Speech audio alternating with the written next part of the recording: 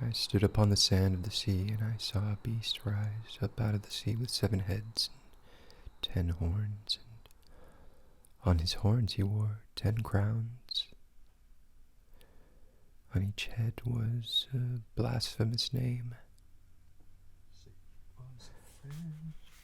I have run into difficulties of late. Always been a good friend of mine.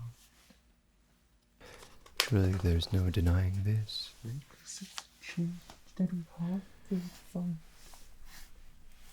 But I have endured.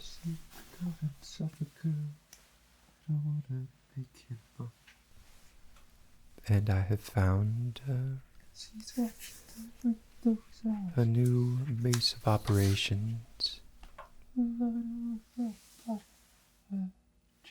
It's funny how quickly people forget. It makes my job easier. I live to work, work to live. I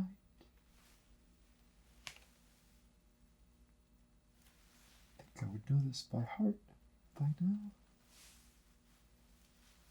Signed. Longlegs.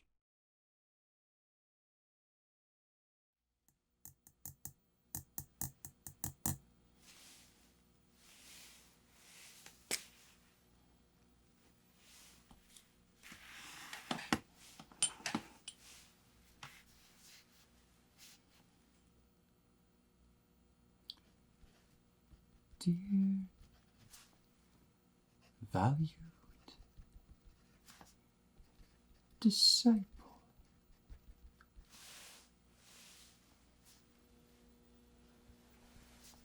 congratulations.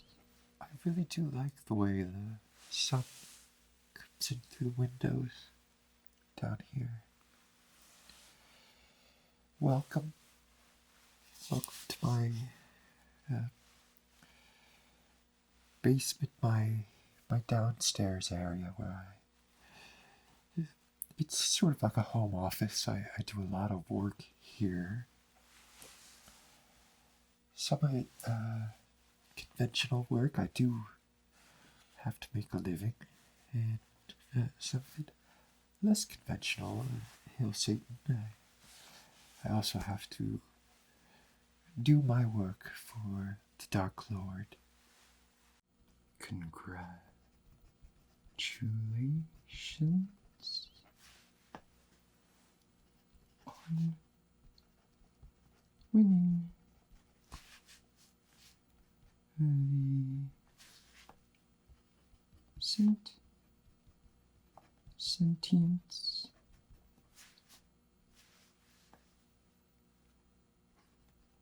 gift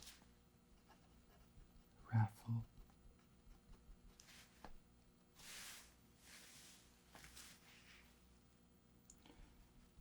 This year's prize was handcrafted.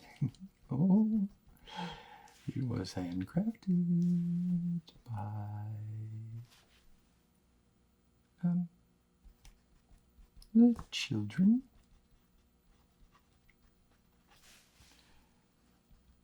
of the church. It's good to see you up.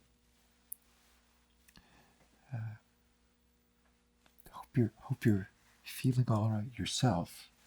I hope you're with it. I hope you're cognizant. I hope your mind is receptive to the things that we need to discuss. Because it is quite serious. I don't want to alarm you anymore. That I realize my visage might be alarming in and of itself. This is not entirely my fault. This is in large part due to the confines of the police department and the things that they essentially forced me to do.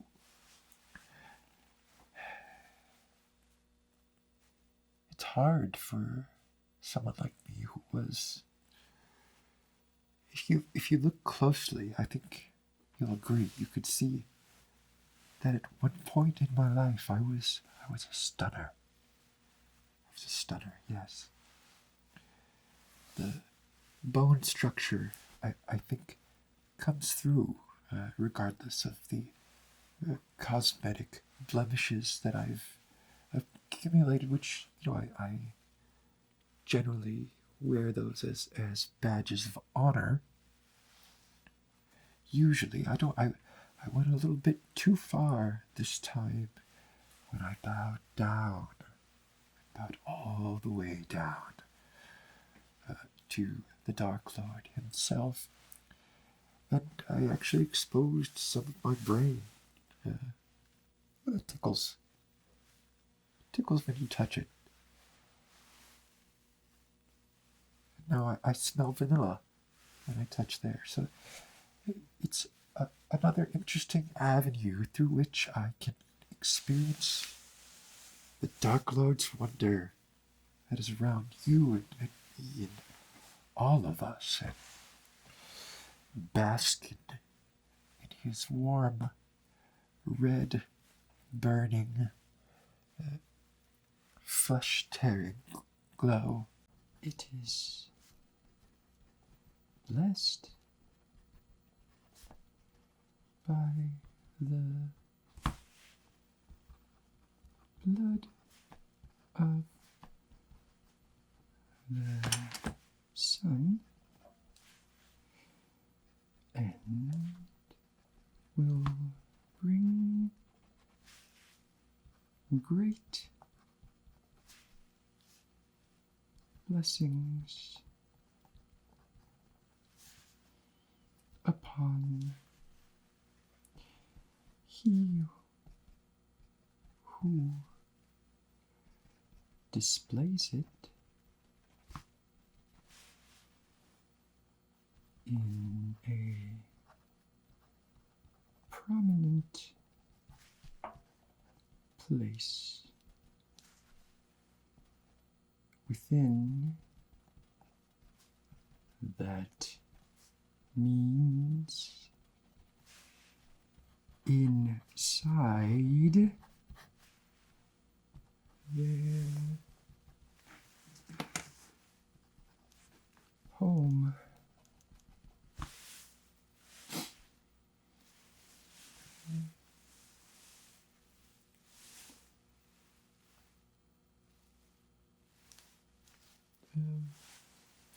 A mantle,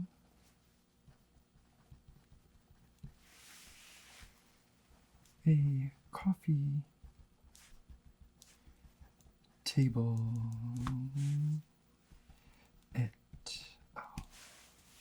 Forgive me for being a bit florid. I was reading one of the books of blood earlier today. I'd like to start off the day with something inspiring, and I find that Clive Barker can often give me that little kick because I'm trying to be off caffeine, trying to wean off the caffeine, and in doing so, I find I need something else. I need something there to take the place of the caffeine, and a little Clive Barker will do the trick. A little Crowley, a little. Yeah, I find Stephen King to be a bit. Usually the good guys win in Stephen King stories, and I don't like. One, I don't like painting the world in a brush, like as stark, with the kind of contrast that allows you to say, that's a good guy, and this is a bad guy, or that is a bad guy, that's a good guy. I prefer there to be some nuance, especially, in the thriller genre. I prefer there to be a little bit of nuance. And, I also believe that Mr. Barker possibly tapped into something a little bit more historical than he even realized when he was writing some of his earlier works. So I read a bit of it this morning, one of the books of blood. it just made me feel kind of talkative, I guess. So, and that's what caffeine used to do, as well as look. I've existed in this world for far longer than you might imagine, and I've been through a lot of, I guess you'd call them phases of life. I used to be a pretty boy.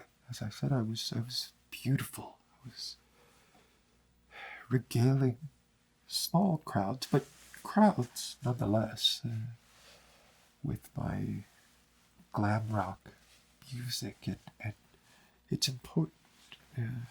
The look is as important as the music sometimes. In those cases, sometimes arguably more important. And I got used to being admired. Looking out into those audiences where, look, hindsight is 20/20, right? But even at the time, I would think that when all is said and done, and when the book about me is written, I'm talking about the memoir that I'm writing. I'm talking about when the outside writes about me, which is inevitable. I think it will happen really soon. But they might look at some of that work, some of my earlier work, and say, "Oh, well, Kobble was trying to tell us something." Because even as a young lad, some of the songs we performed, "Dark Cloud Rising" and "Lightning from the Mountaintop" and "Ripping the Face from the Bone." Some of the song titles, I think, they weren't really. Maybe that's why we weren't as successful as some of the other groups, but they weren't really. They were a little darker than our peers at the time. I mean, this was many years ago at this point. I realize now there's basically nothing that anyone would find shocking anymore. And I'm not sure whether to rejoice or lament that fact. I don't know. I'd have to give it some thought. Maybe over another Clive Barker. Maybe Imagica.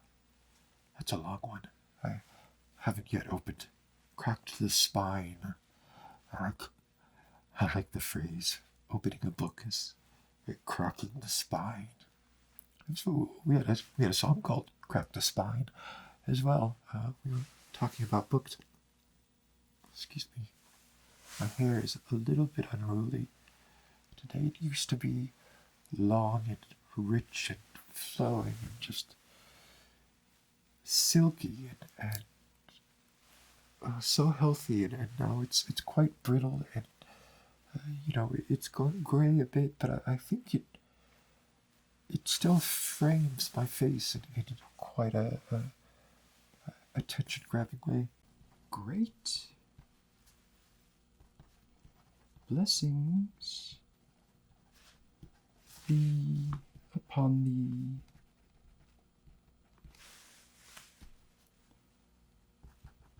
Father Church.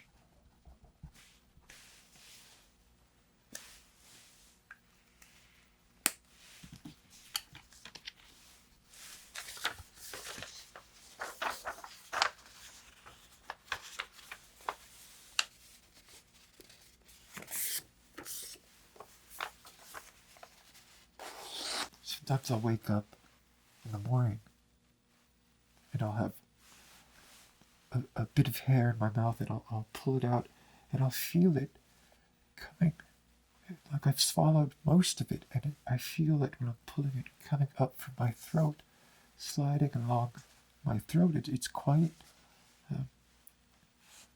beautiful, actually. It's a beautiful sensation.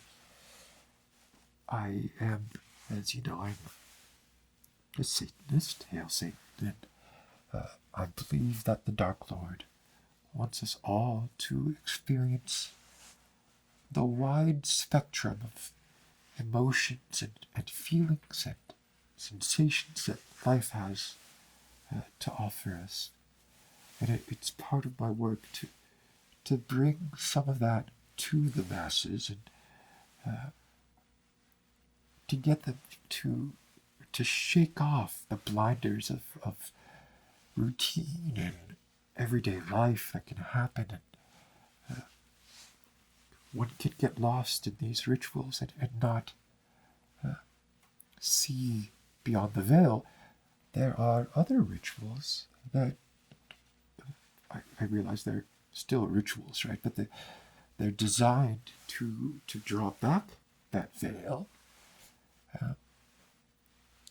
I think frankly, there's a lot about the Dark Lord that people don't understand. They don't understand the truth behind what the Dark Lord is saying, and it's all around us. It's not the Dark Lord is not this shadowy figure in the shadows who you just see the two red lights for eyes and beckoning you to come over. There's no Star Wars kind of element to this. The Dark Lord is in every vent, in every pile of garbage that you see in this basement, in every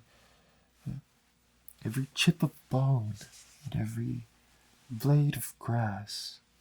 I also like the phrase blade of grass. I think there's etymologically there's quite a lot of violence in the English language, and we just don't even realize it. We accept it. We accept words as what they are, and we don't sort of look at them and say, why? Why was the phrase blade used for grass?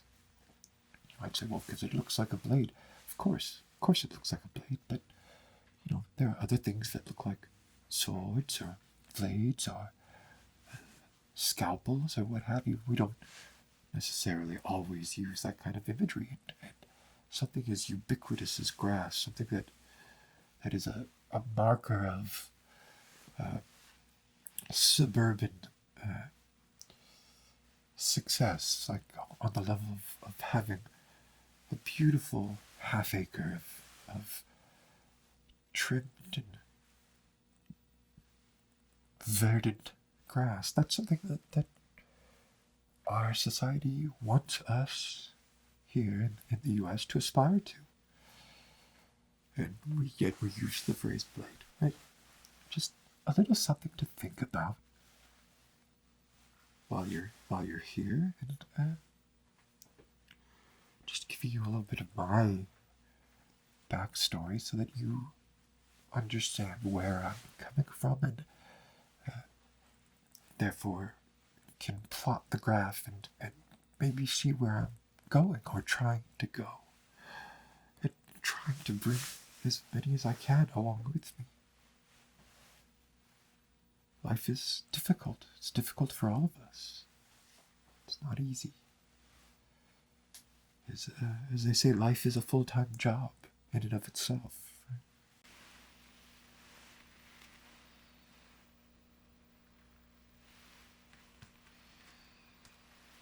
She's watching with those eyes. Loving that body. Ow. Disgusting. It's disgusting. Ooh, this one.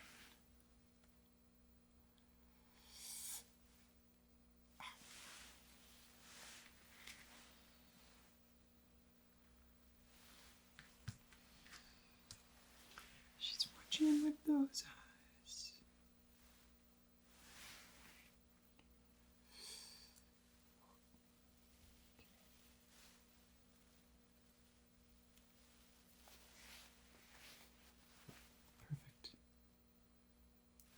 Perfect. I need a Band-Aid.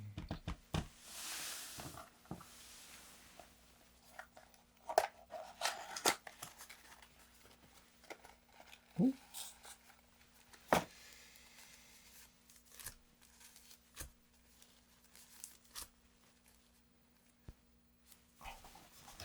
Definitely woody.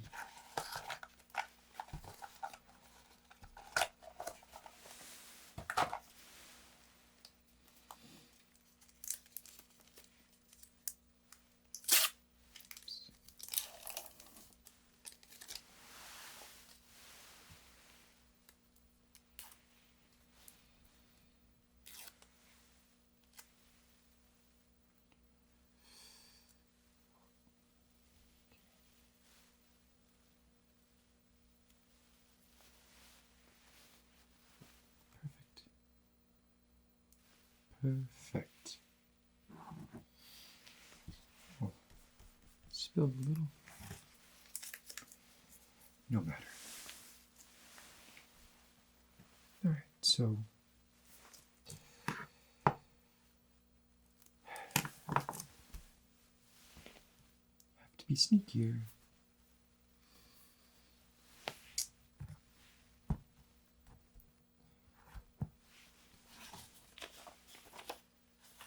I think this will work.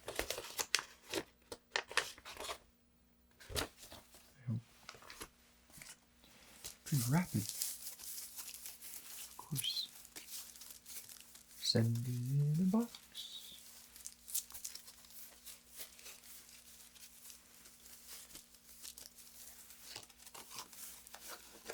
Can't use this.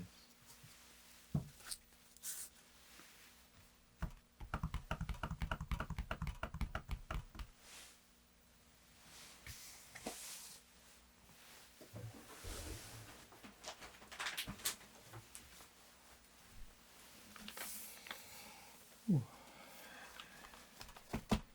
Even seasonal. So, why are you here? It's probably a question you have on your mind. And fair enough. You wake up, I find this basement to be beautiful. It's messy, but it's not dirty. You know what I mean? You do understand the difference between clutter and a mound of fecal matter. Right? There's a distinction to be made there, and a cluttered desk is a cluttered mind. I realize that phrase is meant to imply that you should have a neat and ordered mind, but I don't really think that that's the greatest minds of history in our generation. I think most of them probably have quite cluttered minds. They're making connections that the average veil-bound would not make. And they're doing that by they're thinking differently, as Apple would say. Right? Think differently. Mr. Jobs was also a Satanist. I don't know if you're aware of that, but it's quite true. The emblem of the apple with the bite taken out of it is, of course, a reference to Adam and Eve and the evil of taking the bite out of the apple. When you think about why did they have the bite taken out of the apple in that logo? It's to symbolize knowledge, which Gnosticism and paganism and Satanism embraces the spread of knowledge to everyone, whereas most organized religions around a monotheistic God tend to be, they're not ecumenical, they tend to be very wanting to limit the knowledge of their parishioners, their followers. They want to dole it out in spoonfuls, saying you spend your whole life being fed these things, many of which are, I think, just common sense to most people. I think if you read the Bible, as I have read the Bible, both Bibles, I don't mean the New Testament and the Old Testament, I mean the Holy Bible and the Satanic Bible. When you read the Bible, much of the lessons there are not that much different from, let's say, Aesop's fables or something like that. If you have an inner moral compass, you don't really need to learn a lot of the lessons in the Bible. You already know them. You've learned them just by virtue of existing, seeing how you think the world works. And there's probably less contradiction between these two schools of thought than you think, but one of them is inherently the Dark Lord wants you to know, wants the truth about everything to come out.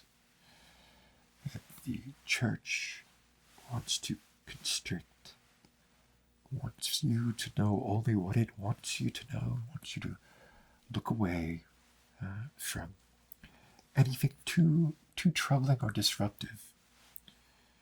Because a troubled, disruptive person, someone introspective and lost in their own thoughts, doesn't really make for a compliant parishioner, right? So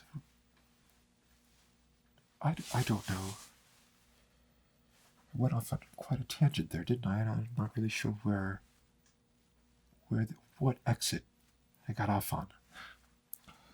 Oh yes, why you're here. This cluttered, beautiful basement area, which I often dwell in for. You're here because I am a missionary. I am the Dark Lord's missionary, and the way in which we performed our work hitherto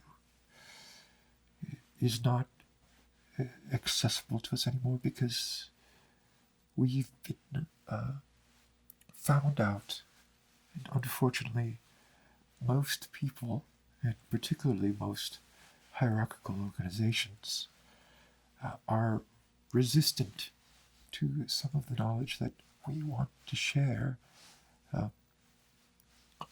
That is, until they see it. Once their eyes are opened, they're quite happy to continue learning. Right? So it's our job to get our foot in the door, metaphorically, and push the door open, and maybe give a few conks on the head from time to time, in order to spread that word, in order to lift that veil. And of course, we were doing that for a time. I'm sure you're familiar with this. We were doing that for a time through means of deception. Yes, there was deception involved. Yes, and sometimes the ends justify the means. I'm sorry. I feel like I'm just saying a lot of jargon, a lot of slogans, and I really do mean everything I say. I don't mean to belittle anything by using these sort of trite axioms. It's not my intent. But anyway, we need a new way now that we've been discovered. We would put these conduits into people's homes. In particular, we were using dolls, as you know. They're not going to fall for that anymore. We need to go about this a slightly different way. And we need to use the tools of the master against him. So we've done that in the past, but we need a different way now. The sister is gone. The sister is no more. She has shuffled off the mortal coil, and we can't replace her with another sister, because that would be transparent. That would our targets, and I mean that in the most benign way possible. Our targets would see through that. So what we need to do is appeal to vanity, and appeal to the idea of winning and prizes and all of the glitz and glamour of sort of being singled out from a group and saying, you are getting this prize. You have been selected, much like Publishers Clearinghouse did once upon a time. Perhaps still does today, I don't know.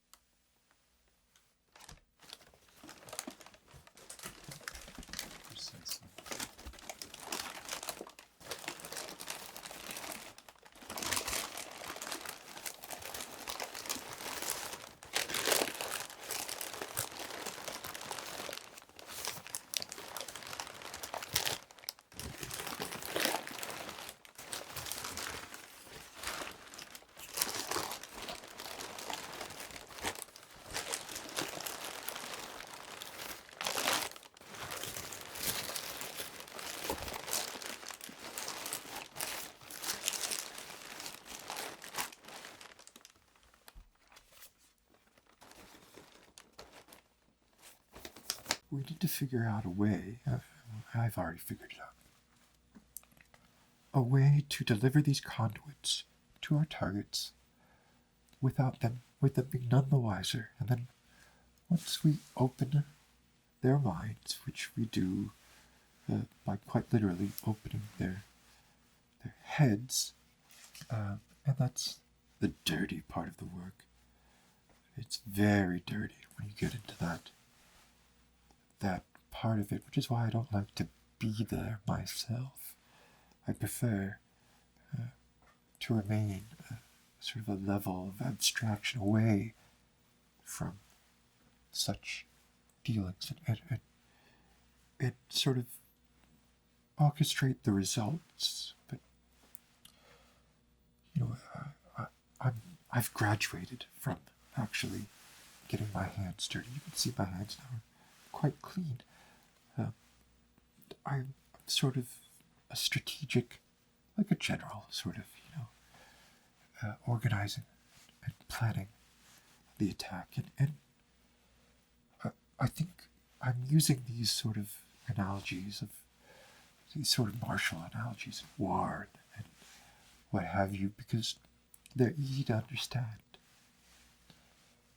And there's a lot of violence just sort of inherent in how we have to do this, which is,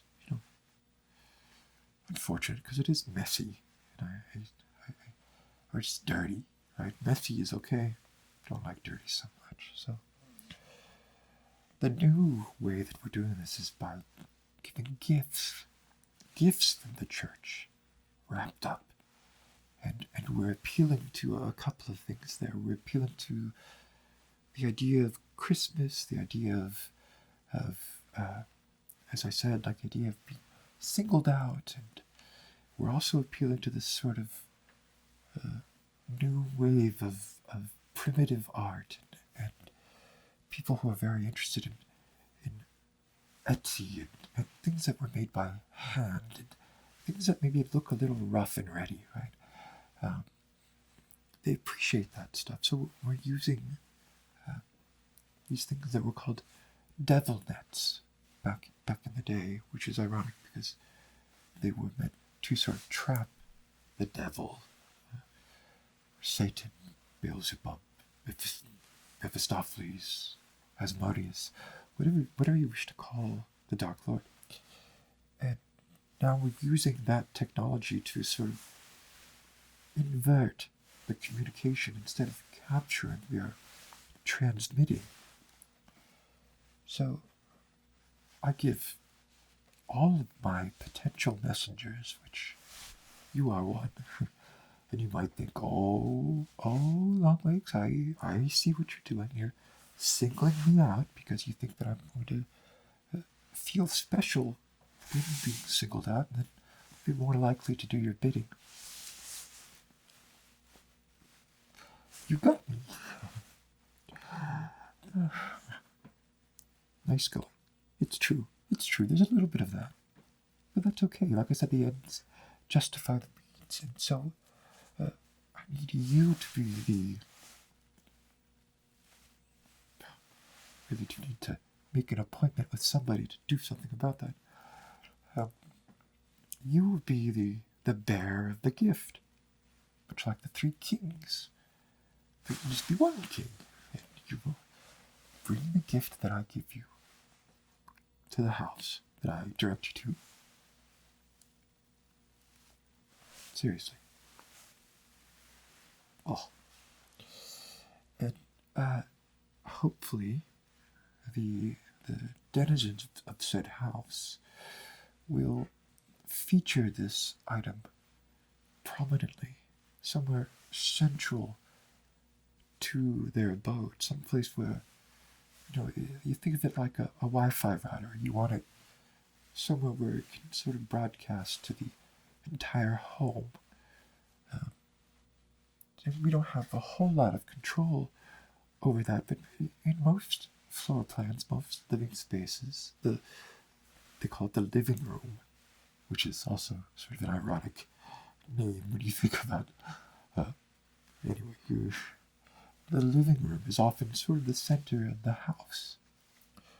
And this piece of rustic folk art that is the devil net, that many people will want to display this there as a conversation starter, they can have friends over and they can say, oh, look at this thing that the church gave me. And wouldn't it be great? We could get a 2-for-1, some of these. And once the conduit is in place, I will be able to talk to them in not so different a way as how I am talking to you now. And I will be able to share our gospel with them. And I will be able to persuade them, if I can. Hopefully I can. I can be quite persuasive when push comes to shove. To open the minds of those in their home. And then once that is done, once the minds are opened, it's very easy. At that point, it's very easy. We have their attention and their interest. It's been piqued. Speaking to them at that point. And there's also a bit of shock, which sort of lifts some of the shielding that they might put up against these ideas otherwise. Once we have penetrated that, we can spread the word as we need to. Now,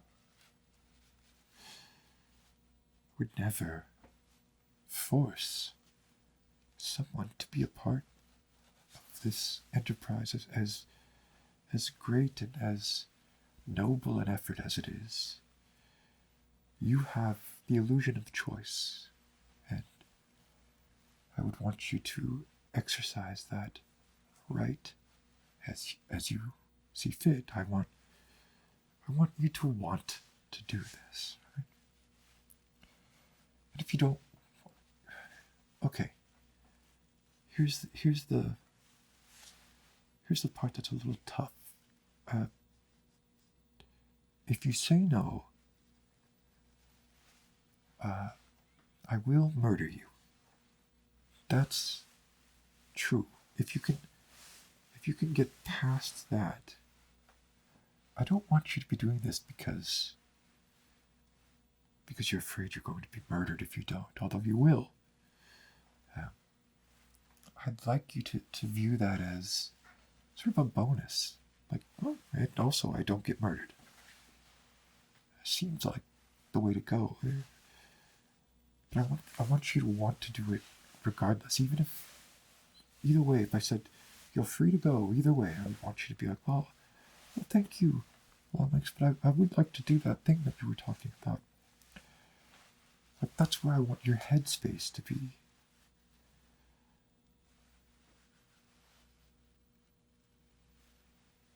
I don't know if it's there now. I don't know. It's hard to tell. You look terrified, which I understand, but we don't have a lot of time. So here's what I'd like to do.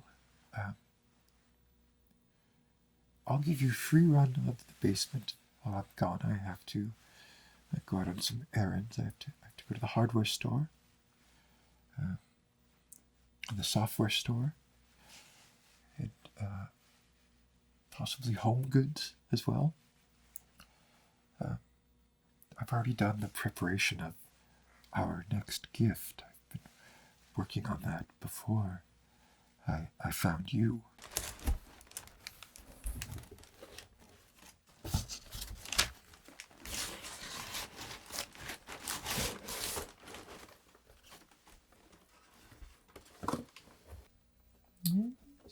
With that buddy, I just know it. I wish that I was 6 years ago. Alright. Let's just take a quick measurement here.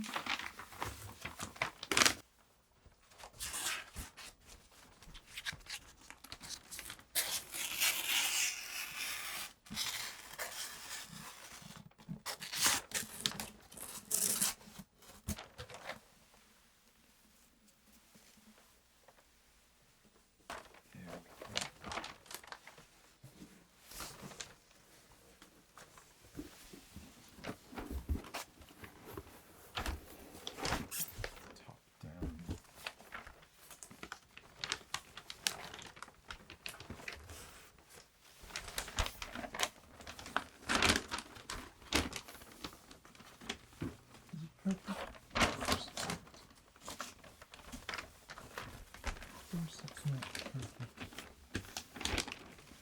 I wouldn't want it to be perfect.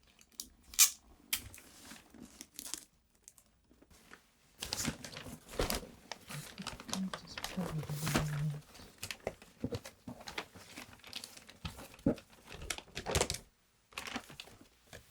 Watching those eyes.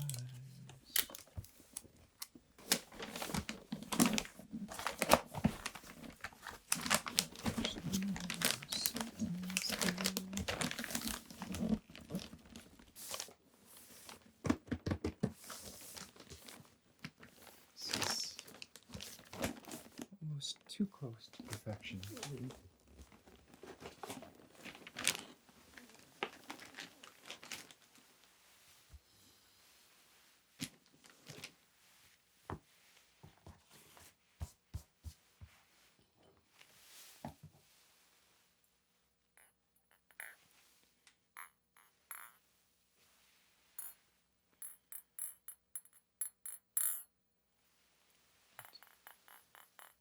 Calm myself down a little bit.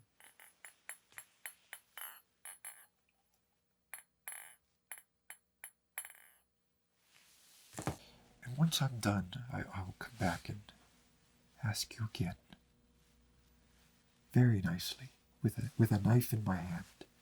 But I'm going to ask nicely, and then hopefully you'll agree, and then we can move on. All you have to do is take the package I give you. You have to tell your subjects that you are in the employ of St. Sentient's Church, and that they were selected for this beautiful gift. And it's beautiful. It's an inherently beautiful gift. If it were for sale at Home Goods, it would be upwards of $80, probably, something like that. It's one of the reasons I want to go to Home Goods. I heard they were having a sale, but Um, the just so you know, if you're thinking of, okay, well, here's what I'll do. I'll say that I'm gonna do it, and then I'll get away from this me, and then I'll go to the police, or I just won't do it, or whatever it is you're thinking. Know that I am able to see what you are doing at any time.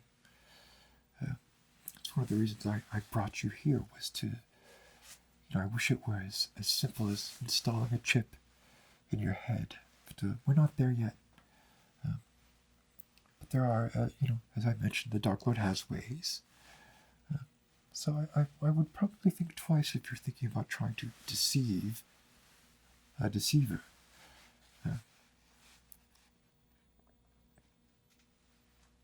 Yes, that would be most unpleasant, and would be extra work, which I really don't want to do. So please, whatever your answer, please try and mean it. I need it to be something that you want. Okay? Alright? Are you alright? That's not a tear, is it? No. Your eyes are just watering a little bit. There's a bit of a smell down here. You'll get used to it. So think about that. And once you deliver this package, I depending on how well you do, I may want you to deliver a few more, but then once that's done, you're free. I've offered this to other people, and most have not accepted, which is unfortunate. But there's something about you. I don't know what it is. Maybe it's the red tally light that says to me that yes, you're a doer, not a talker. You're a doer, and this is something that I think you should be privileged to be a part of. So I'm encouraging you to say yes, but you have the right to say no.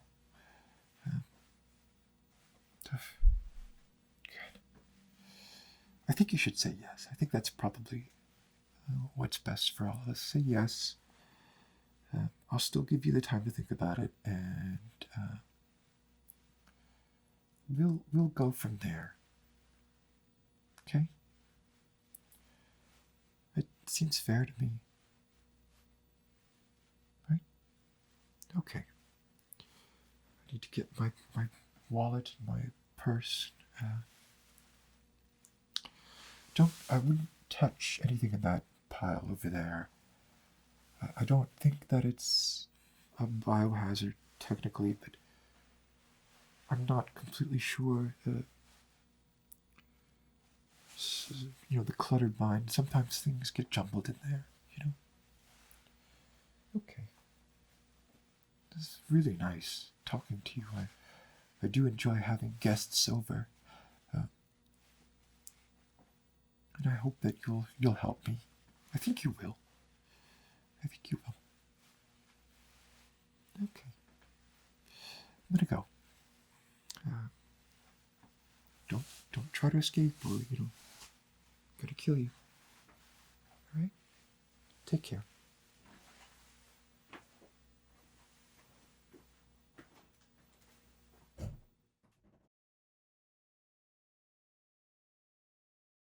I stood upon the sand of the sea, and I saw a beast rise up out of the sea with 7 heads and 10 horns, and on his horns he wore 10 crowns.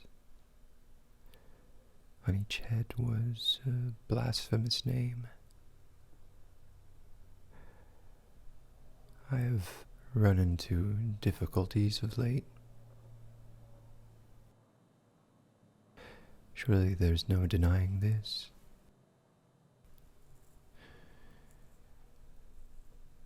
But I have endured.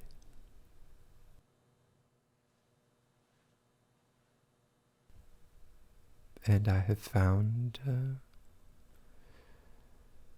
a new base of operations. It's funny how quickly people forget. It makes my job easier. I live to work, work to live.